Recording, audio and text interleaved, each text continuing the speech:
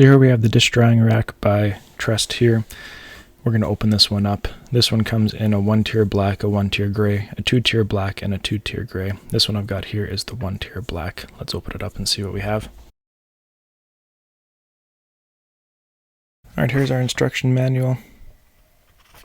In order to install this, we're going to take our mat here, which you can notice in the bottom has this 360 turn to help the water drain out whichever direction you want. We're going to put the feet in the bottom here. Your dish rack just gets set inside. This gets set on the end here, and then your cutlery holder, this piece gets pushed into one of the ends, and then make sure the spout is overlapped with the bottom afterwards. And there you go, it's all set. Let's look at it in the kitchen here.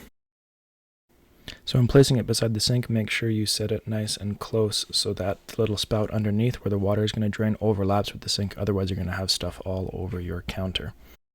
Once you have it in place, turn the spout underneath so it faces your sink so the water drains into it. Then make sure you look on top and remove the plug so the water will also be able to drain underneath. Here you can see the water coming out, draining perfectly for me into the sink.